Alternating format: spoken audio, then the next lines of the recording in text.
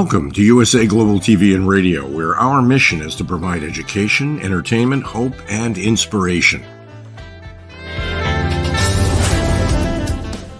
USA Global TV and Radio connects you with experts and audiences all around the world every single day to help you succeed in business and to live a richer life. Visit us at usaglobaltv.com to learn about career and life-changing training and mentoring programs like the Listening Mentor. Subscribe to our newsletter to stay informed about our special programs and offers. Discover how you can become a guest on one of our shows or a host or producer of a USA Global TV and Radio show of your very own. That's USA Global TV and Radio, where the doctor is always in.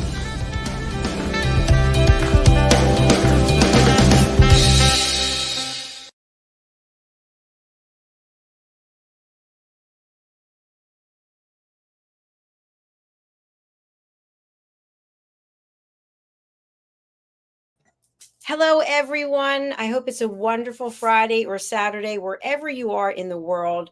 Welcome home to USA Global TV and Radio. We proudly provide world-class education, entertainment, hope, and inspiration. I'm Dr. Jacalyn Kerbeck, and it's my pleasure to host this show today. The topic today is If I Could Talk to the Animals. And the star of our show, pet psychic Aminah, will be walking us through how and when she realized that she was able to communicate with animals. She's not backstage just yet, so before she gets here, if you think about it, I feel like we can all communicate with animals in some way. And I feel they communicate with us as well. And how do we see this and feel this? Well, first of all, feeling it, we can feel how another creature feels. For example, I live somewhere where we have a ton of lizards and iguanas, and they always run away. Fortunately, they see me and they run the other way, and they run as fast as they can. So obviously they feel some kind of fear. And I also used to feel some fear, but I've gotten used to the fact that they're running away, so I don't feel as fearful as before. But we can really look at the body language of a dog, of a cat, of any kind of pet we might have, whether it's a fish or if it's a bird, and we can surmise at some level what it is that they're feeling. But to really be able to communicate with them and to receive messages about their health, for example, or how they're truly feeling, that is not something I have the ability to do, but pet psychic Aminah definitely does. So if any of you out there also have the incredible ability to be able to communicate with animals, we'd love to hear from you. Please go to our YouTube channels, which are USA Global TV and Radio, and also Dr. Jacalyn Kerbeck. And you can put your comments there, as well as Facebook, LinkedIn, and Instagram for this particular show. We're going to take a quick break and hear from some of our sponsors about cybersecurity, such an important issue. And then we'll be back, hopefully, with pet psychic Aminah. So right now, we're going to tee up Dr. Felix Kravitz, and he's the founder of cybersecurityeasy.com. Let's take a look. We face daily cyber risks, spending over 7 hours of screen time, including 4.5 hours on mobile phones. This convenience comes with significant dangers, with cybercrime costs predicted to exceed $10.5 trillion by 2025. In 2023 alone, seniors lost over $3.4 billion to cybercrime. Our goal is to make social engineering concepts of cybersecurity easier to understand. We work with business teams, senior living facilities, investment companies, and educational institutions, both individually and in groups. We offer real-life examples to help you recognize and prevent attacks, with sessions available both in person, in selected regions, and remotely. Schedule your training session, or to learn more, contact us today. Call us at 847-845-9360. Email us at info@cybersecurityeasy.com. Protect your team and family with cybersecurityeasy.com.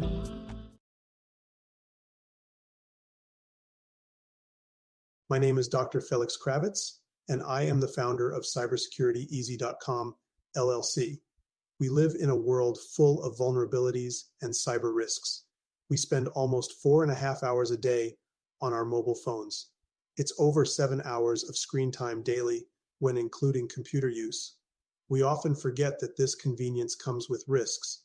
Published data predicts that the cost of cybercrime will exceed $10.5 trillion in 2025. These numbers encompass not only businesses, but also each one of us, including our children and our parents.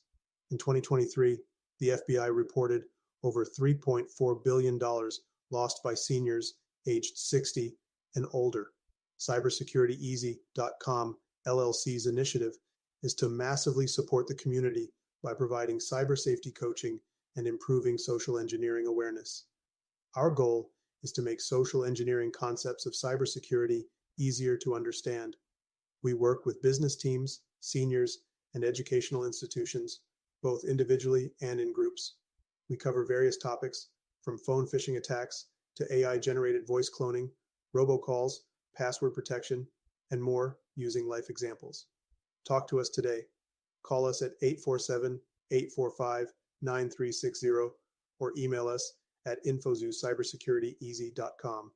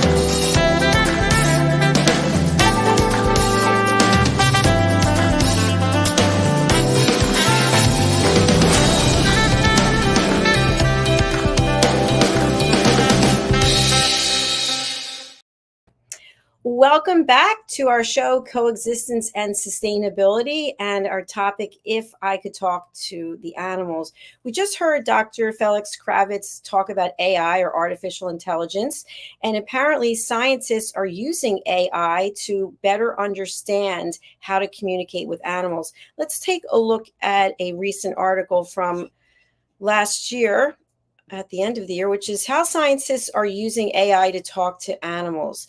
So I found this to be quite interesting because in this article, there is information about how apparently gorillas use sign language to speak and to communicate.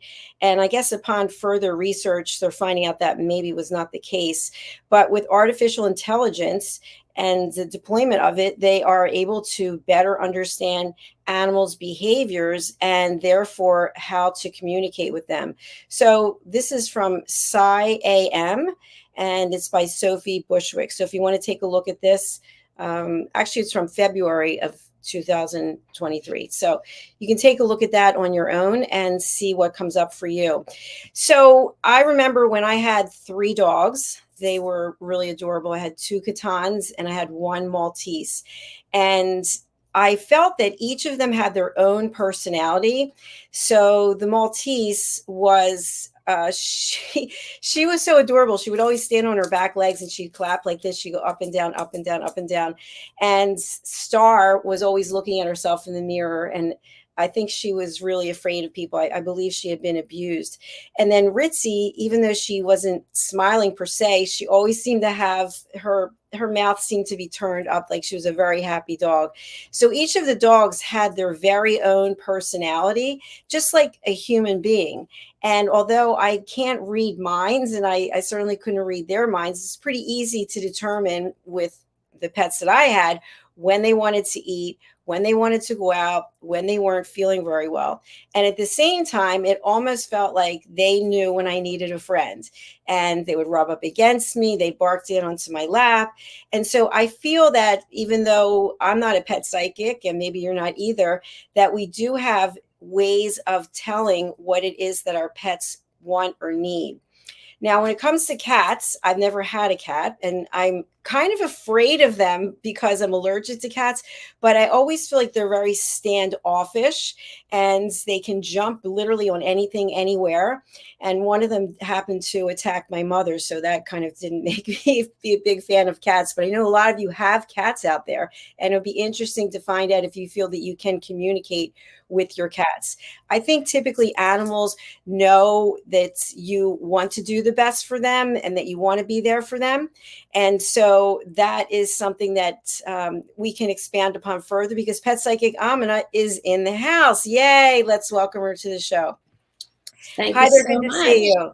Good to Thank see you today. You too. Thank you. So we were Wonderful. just talking about communicating with the animals, and obviously you can communicate with the animals. And I was just giving a little information about the 3 dogs that I had and how I felt like I was able to understand some of what they were saying and doing. But you truly are the expert. So if you can just take us back down memory lane, and I know that you were always communicating with animals and you just didn't realize that everybody else wasn't. Exactly. What are some of the things you've learned from the animals in terms of being able to listen to what they're saying?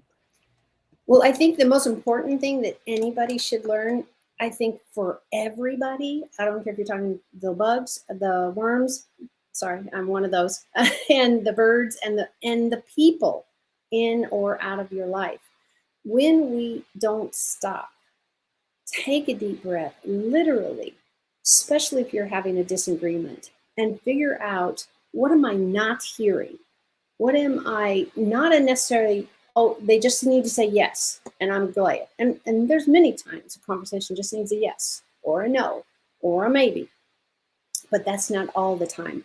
And usually there's far more a part of that conversation that if we get our emotions too high, and that can be happy, sad, mad, glad, whatever the high is, it will complicate your listening ability. And Dr. Jacalyn, this is a perfect segue of just saying the classes you teach on listening is amazing. It is amazing. So these things can be tied together. Everybody has a chance to listen. It will always give you a chance to also say what you need to say. So every time you have a disagreement and or your pets are doing something like going to the bathroom in the house and not in the litter box, or biting or chewing or attacking you, some animals get really, really wound up. These are things you need to start watching. And there's, again, I encourage you to get out the books that are out there. All kinds of wonderful things are out there. So think about, take a deep breath, and this can work from your spouse to your partner, to your children, to the dogs and the cats. Take a deep breath.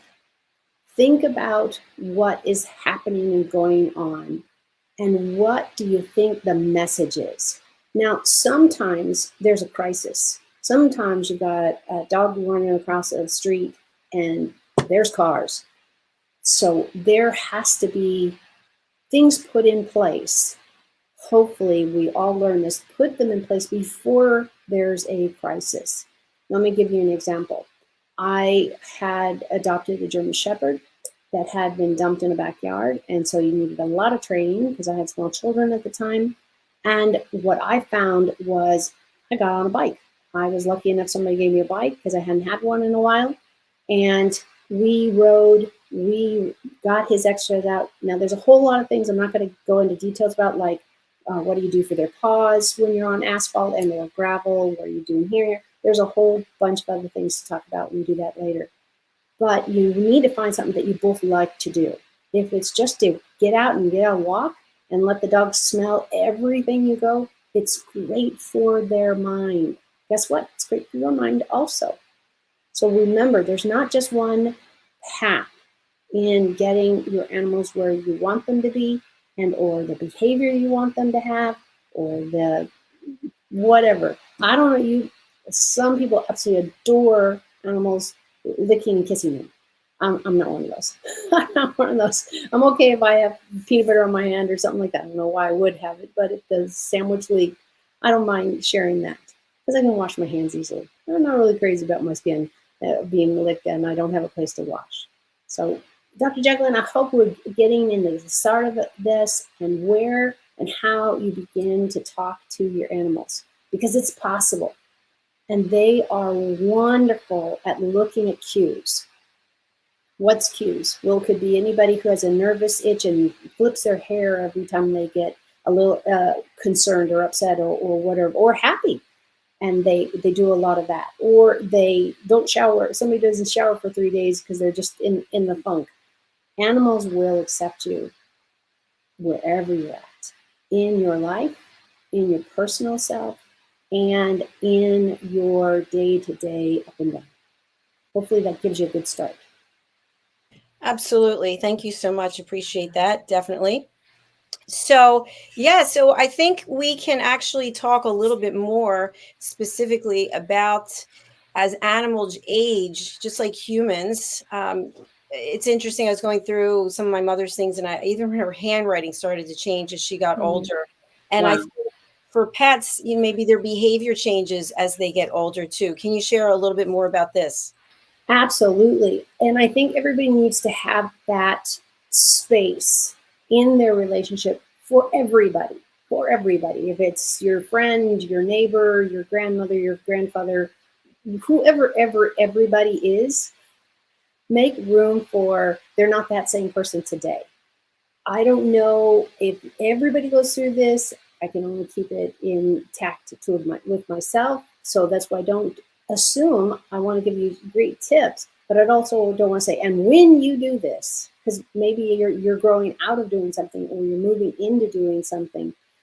One of the most important thing, and this, it just dawned on me, this is absolutely perfect for this platform. And what I'm talking about, Dr. Jacalyn, do you know what I'm talking about? How we all need a class that you teach regularly, as far as I know. And that is the power of listening and setting boundaries and asking permission. Exactly. And that's true for every planet, being, everything. If you're sitting in a bus full of people, they deserve the same courtesy as your child or your mother or your aunt or your uncle. And there's so much there. And Dr. Jacalyn, I would really love, because I haven't heard it in a while, is how do you get people to listen? And I think that will transfer over with what I'm saying is how do you get your pet to listen? Absolutely. Well, if you think about it, and we've all seen this, people have pets and they start screaming and yelling at the pet. And it's just like you have a partner, you have somebody in your life, you start screaming and yelling at them. What happens? The person gets defensive. And so then you're adding fuel to the fire, because then the two of you start yelling at each other, and maybe your dog starts barking and you're yelling at the dog. So what I really teach and really promote is the power of listening is a gift. So when someone is acting out, let's say we're talking about your pet, and you decide you're going to hit your pet, or you're going to berate your pet, or you're going to call names to your pet, you're not getting to the actual issue as to why your pet is acting that way. And it's the same thing with a human being. It's basically trying to understand what is it that's going on with the other person.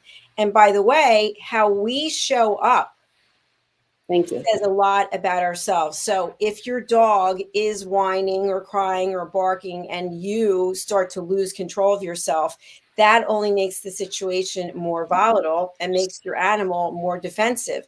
So I don't teach listening for pets per se, but I think it could be applied. So just to sum it up quickly, the listening course that I teach, which also includes setting boundaries, which is also good for pets to have. You have boundaries for your animals. Some people allow their pets to walk all over everything they have. They sleep in the bed, and you're treating them, like they're a human being in some ways, instead of having them with their own bed and their own space in their own area. So I'll stop there and see if there's anything you'd like to comment on about what I said. No, I think it's really, really important to marry, or at least introduce people to the fact that sometimes if you're treating your pet as a work dog or carrier or your life support, and you're not getting, a lot of people use animals today more so than I've ever seen for support animals. And I mean for your mental health, for your heart health, not necessarily a broken arm or leg or pulling your wheelchair or anything like that, but being there to help you get through the trials of day-to-day life and or a crisis or a death in your family, things that we really almost all take really hard when we miss our loved ones. Animals are really spectacular at being there for you. If you've ever had a dog in your life, they are a pack animal. They're used to protecting and being there for the pack.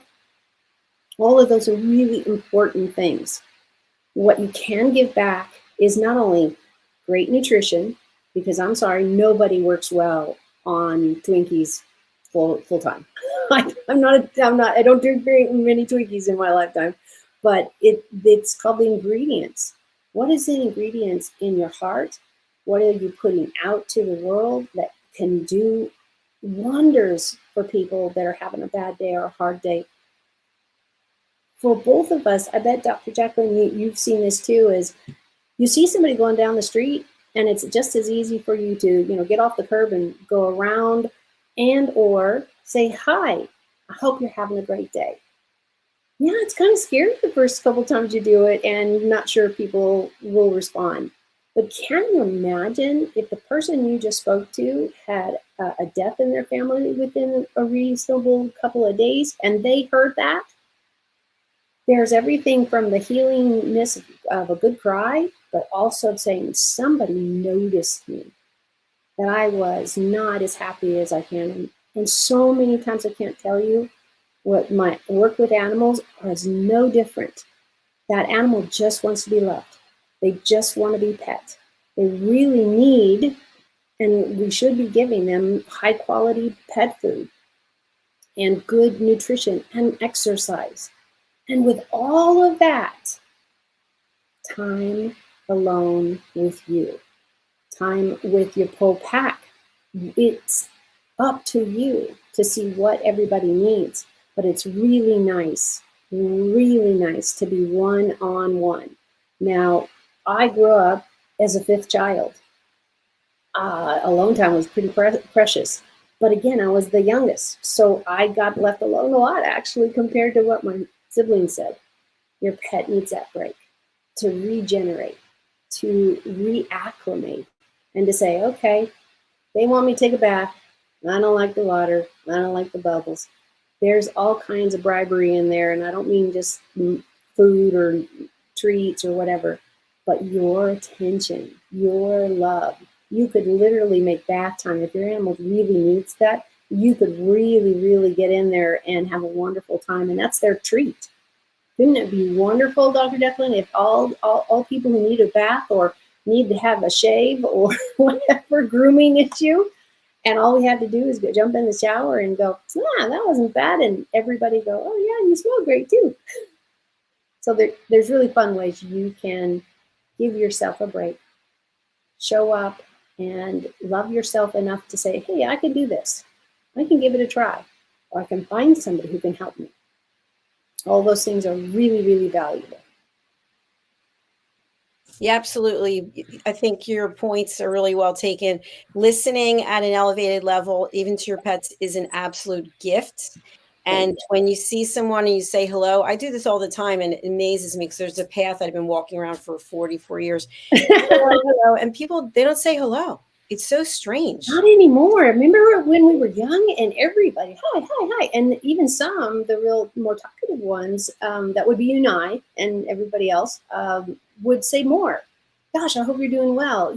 That's a wonderful blouse. You don't know how much that positivity, energy, and the way you deliver it is going to make that person's day.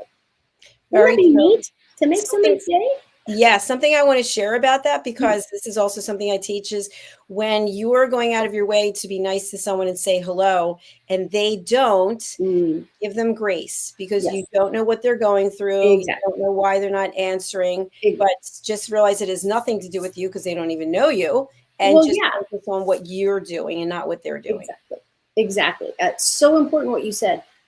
It is not all about us. It is not all about you and me and, oh my gosh, but why'd you say that? Because, blah, blah, blah, you did. And I was like, no. Time to take a deep breath and go, no, it's not me. It's just where you're at. And we all are at a different place at a different time at a different morning. And God forbid, you don't know what's going on in others' lives. You don't. So until you read minds, which I don't recommend, I don't read minds, thank God. I've been asked a lot of times, do you read minds? No. But what I can read is body language and gestures and breathing change. All of this is part of conversation. And a lot of it, Dr. Jacalyn, can you imagine where I went to school to learn 90% of what I understand about communication? School of Hard Knocks? That's true, but the dog was holding the rock. It was the pets. It was the animals that I was surrounded with, because I was born this crazy about animals. And luckily I had a mother who recognized that. And she was really great with all 5 of her kids. She'd see what they loved. My sister's a professional cellist and plays in the orchestra to this day. And she owned one because they made sure, even with 5 children and on a teacher's salary, there's not a lot of money going around. Cello is very expensive. But you do that with your pets. You do that with your life. So for me, when I was little, I was left alone a lot because my siblings were older. Not by a lot, but there's so much I couldn't do. I couldn't go there. I didn't need to be there. So I would talk to the cat. I talked to the neighbor's cat. I talked to the trees. The trees are fabulous, by the way. They don't have a lot to say, but they do a lot of blowing in the wind. I'm just trying to, in a light way, say communication is what you put out there. Wouldn't you love to hear it come back to you in a positive way? If you're struggling to get to that positive way, that's great because you're working on it. But realize there's so much love out there. There's so much love needed out there, and compassion. And I will keep saying, your pets are the greatest gift to start learning to love, because they just want you around. If you're dealing with a pack animal in the dog family, they always want to be around, with you, without you. And what is amazing is they're the ones that are going to first know if you're having a heart attack, if you're having an epileptic seizure, if you're having some kind of trauma. They're going to be there. Your cats are going to be there. Don't know about the ferrets and all the rest, but birds are wonderful, but they all have pros and cons.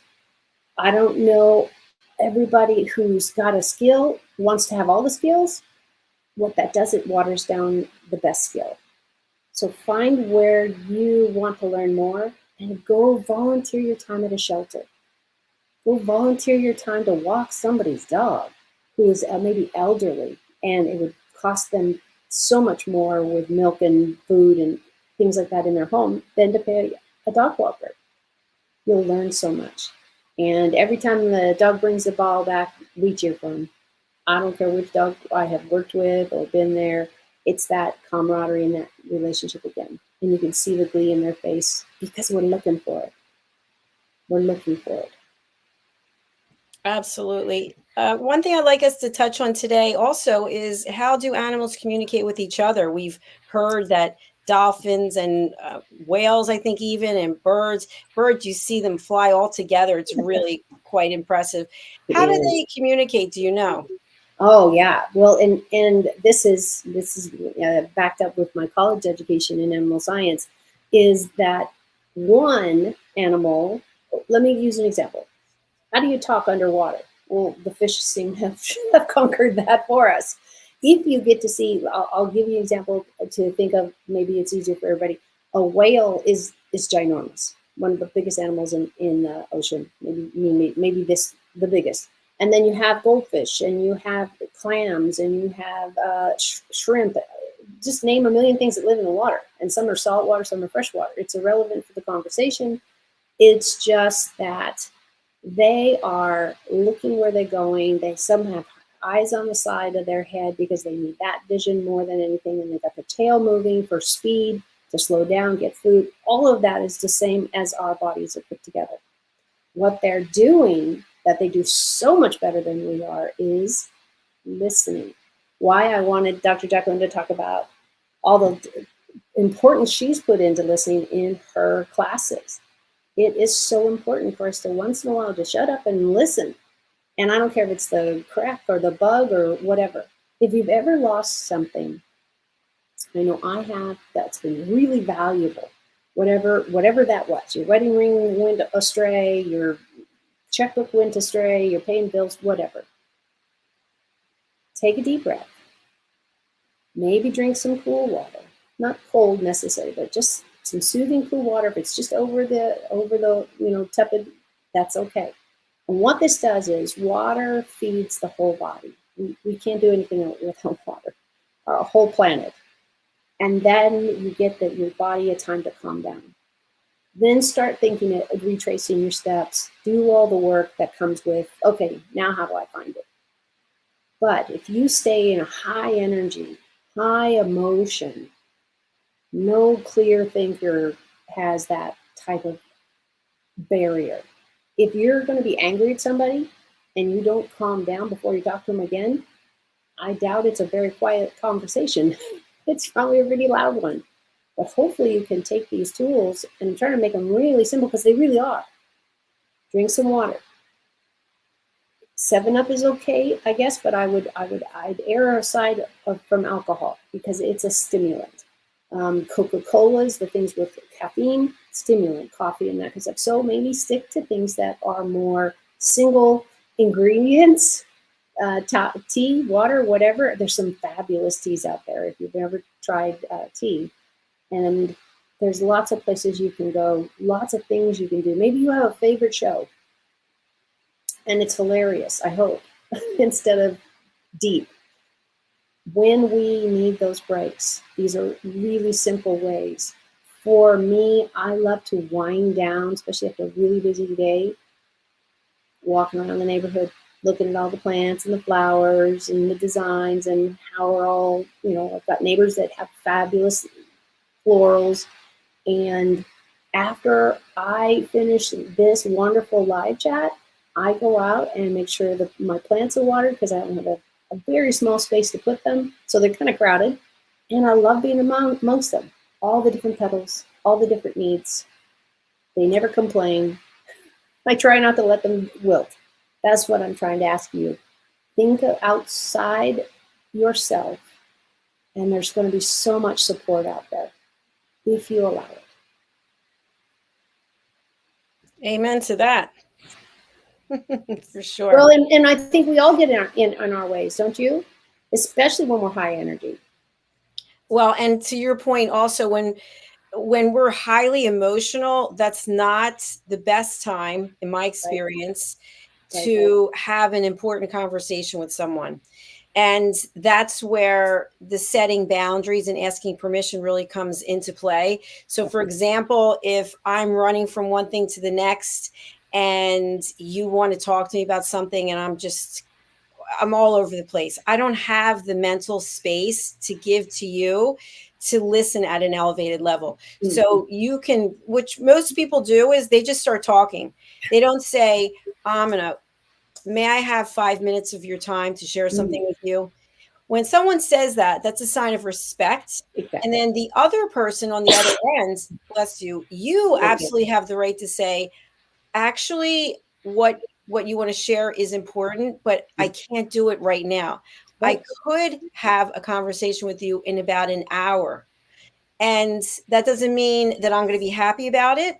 But what you're doing is you're basically saying, I don't have it right now to give to you, and I care about you. I want to give you that time, but I can't do it right now. So many times people just barge into a room, they pick up the phone, the person answers, they just start going into whatever it is with no regard for the other person. So obviously it's going to be different with animals, but at the same time, if you're highly emotional about something and your dog starts barking, maybe take some deep breaths, just calm yourself down and put yourself in the dog's place and say, I wonder what's going on with Fido. Fido's barking for some reason, normally doesn't, and you could try to understand, look around at the environment, the atmosphere, maybe how Fido's moving, and then see how you feel and how you can react. But by yelling, by name calling, which I don't think is ever appropriate, by the way. It's Exactly. escalating the situation. Well, it is. It's confrontational. It's a war, call of times gone by. There's just so many hints of you might not have said anything, or they might not have heard anything that was, degrading, and yet it could be interpreted that. So many people at this juncture, when I was doing mediation, I actually was doing court and mediation. It was really important to listen, just what you do in your class, listen, and then listen some more, maybe ask a couple of questions on what you want clarification.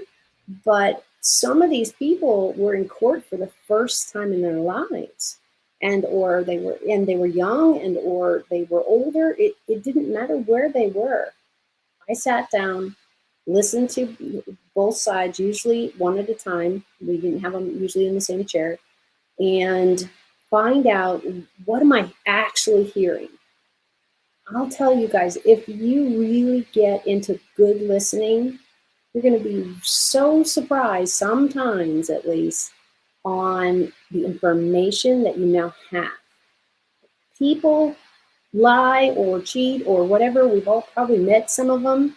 And Dr. Jacalyn, I would love to hear what you've read up on this, but all of the work I've done with clients is when we start lying, the body starts giving it away, all kinds of gestures, all kinds of twitches in the eye. Some people may be really great at that, and it takes us longer to catch on, but we're listening appropriately to truly understand what's the problem or what do you want to convey. But if it's not the truth, don't you think, Dr. Jacalyn, we need to be able to cipher that out of all the muck of conversation also? Well, definitely. There are some people who are actual experts in that field, and I know there's been books written about it. So when we are also playing the role of a listener and we are completely engaged, we have no judgment about what the other person's saying. And that is a tricky one because people have judgment about so many things. And that's typically what divides us, is because you think this is right and someone else thinks that is right. And so in the role of being an elevated listener, which is not something you can do all the time, when you give that person your undivided attention, your mind is blank. You're not thinking about anything else. And so as an example, we have 55 different shows here, and I produce a number of them. I host some of them. And there are people who absolutely have very different viewpoints than mine, but nobody knows what my viewpoints are because I don't share them, because it's unimportant. And so people sometimes get into an argument with someone because they don't agree. I'm very curious. I like to understand what other people think. And that doesn't mean I have to agree with it, but I don't have to give my opinion about it because I'm in the role of an elevated listener. See, now that is absolutely fabulous. And I'm thinking, gosh, I hope this is, and I don't mean that our show is over, but I was hoping like this would be the most important thing I'd want everybody to walk away with, is what Dr. Jacalyn just said.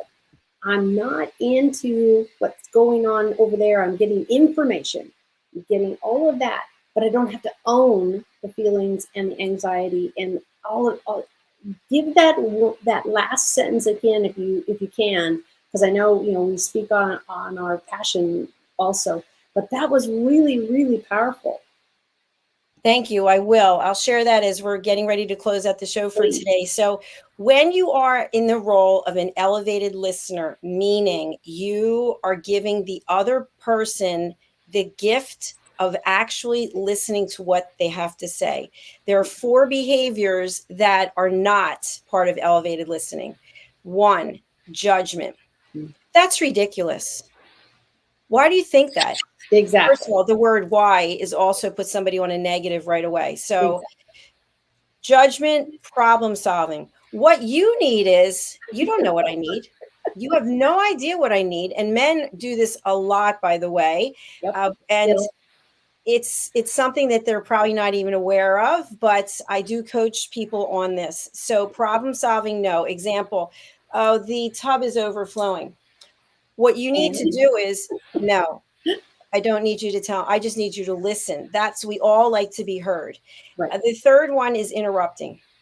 And you can see this all the time with people's body language. Well, they're ready because they're not listening. They are not listening to anything you have to say.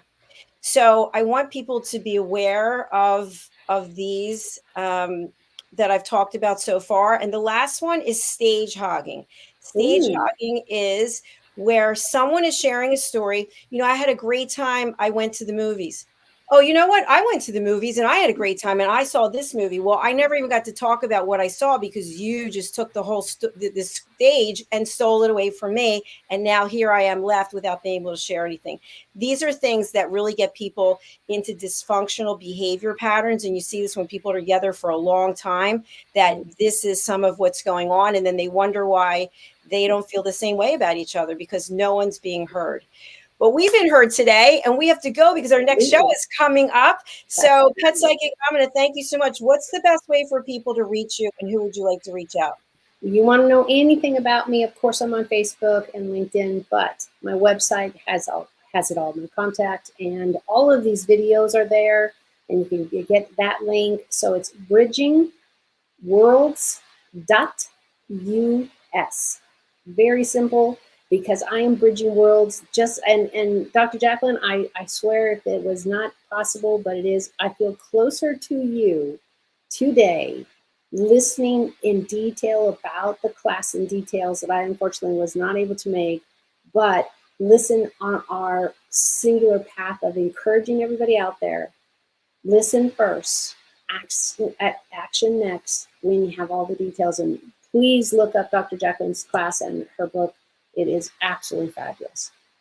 Thank you very much. I really appreciate that. And for our audio audience only, the people listening on the podcast platforms, on Spotify, YouTube, etc., please go to bridgingworlds.us, just as Amina described. We're showing that on the screen right now.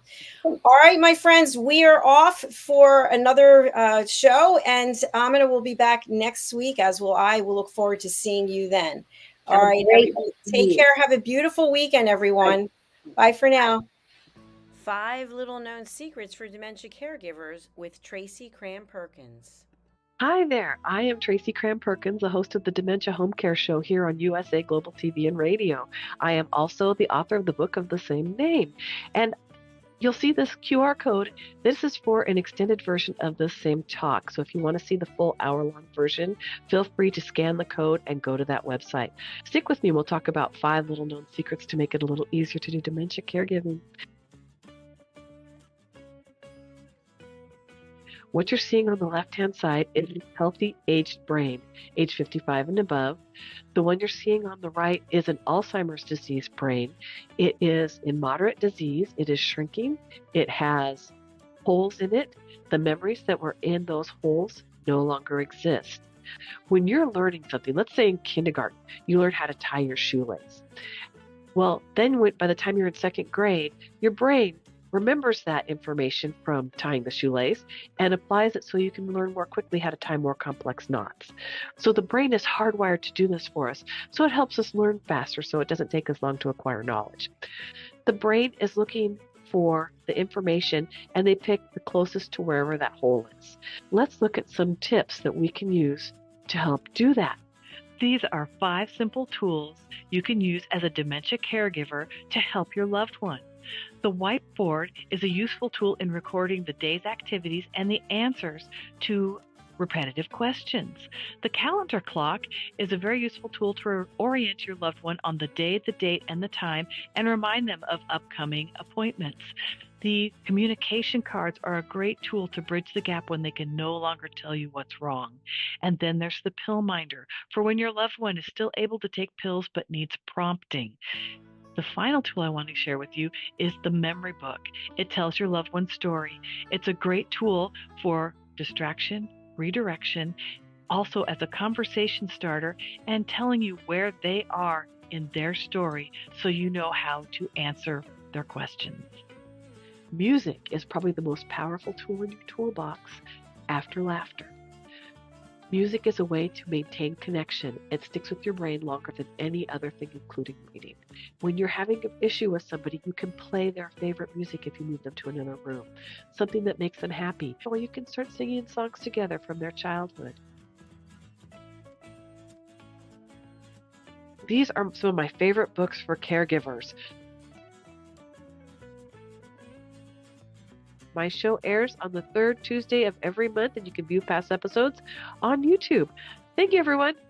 This program has been brought to you in part by Tracy Cram Perkins. Connect with her and order her book at tracycramperkins.com. For more information about Alzheimer's disease, support resources, and how you can help, contact the Alzheimer's Association at 1-800-272-3900 or visit their website at www.alz.org. They offer 24/7 helpline support and a wealth of information to assist you and your loved ones.